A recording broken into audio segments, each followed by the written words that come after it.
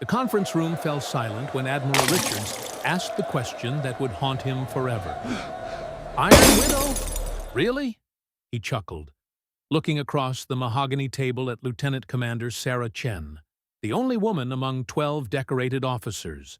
What kind of call sign is that for someone who looks like she weighs 100 pounds soaking wet?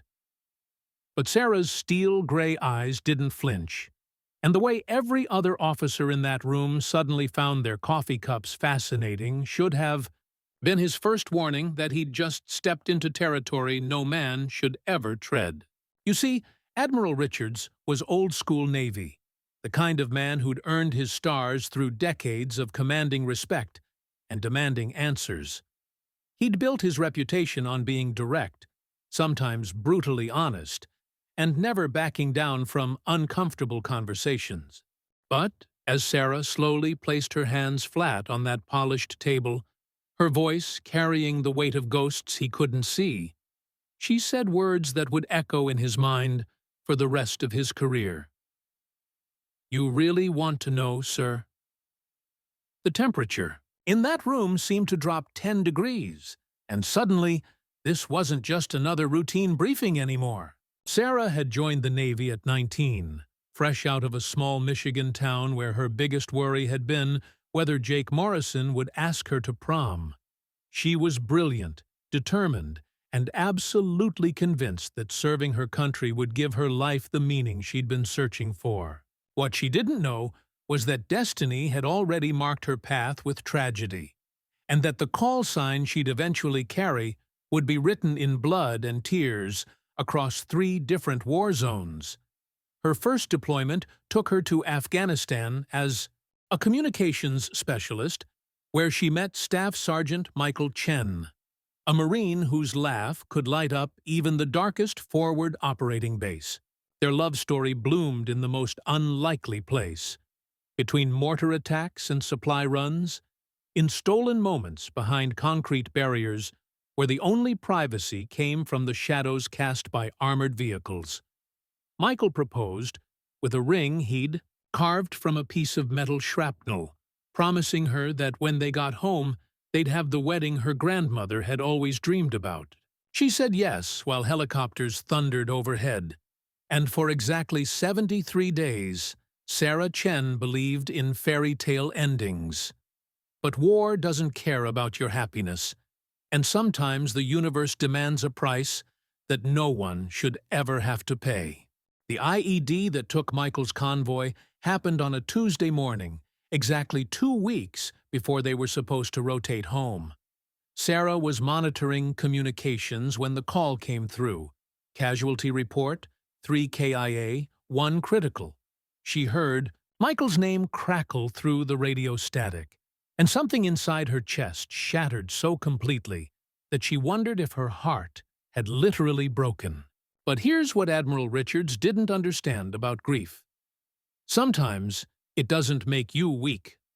Sometimes it forges you into something harder than steel, something that can carry weights no human being should ever have to bear.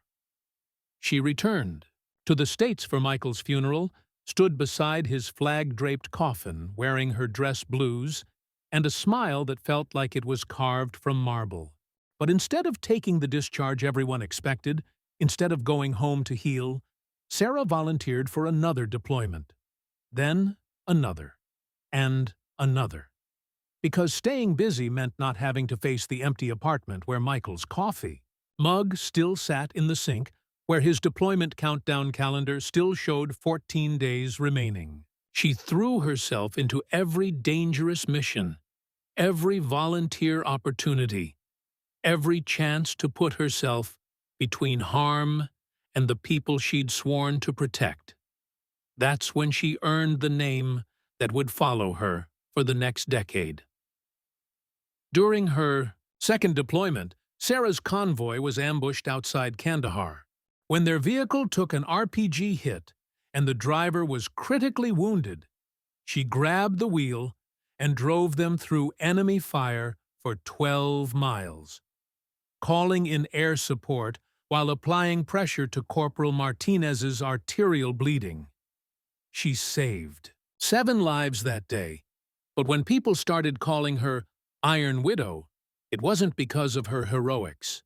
It was because everyone knew that Sarah Chen had died in that convoy with Michael. And what came back was something forged from loss so profound it had transformed her into something both beautiful and terrifying. Admiral Richards's face had gone completely white during Sarah's explanation, but she wasn't finished yet. She told him about the third deployment, where she'd lost her second fiancé to a sniper's bullet just months before their wedding. About the fourth deployment, where Lieutenant Commander David Park had been killed by friendly fire 2 days after proposing. 3 engagements, 3 KIA notifications, 3 flag-folding ceremonies where Sarah had stood at attention while her world crumbled again and again. "They call me Iron Widow, sir, because everything I touch dies," she said quietly. "But I keep serving because someone has to carry the weight of what we've lost." The Admiral's coffee cup slipped from his fingers, shattering against the floor in a sound that seemed to echo forever. Here was a man who'd commanded ships through hostile waters, who'd made decisions that affected thousands of lives, and he was staring at a woman who carried more grief than his entire battle group combined. The other officers weren't looking at their coffee anymore. They were looking at their commander, watching a decorated admiral realize he'd just mocked someone who'd sacrificed everything, multiple times, for people she'd never even met. But Sarah's story didn't end in that conference room, and neither did Admiral Richards' education in what real courage looks like. Because as she gathered her files and prepared to leave, she turned back one final time and said something that would change how he viewed service forever. "The call sign isn't about what I've lost, sir. It's about what I'm still willing to give." And in that moment, Admiral Richards understood that he wasn't looking at a victim of war. He was looking at its most dangerous weapon, a woman who'd learned to weaponize her grief into protection for others, who'd transformed her pain into an unbreakable shield for anyone lucky enough to serve beside her.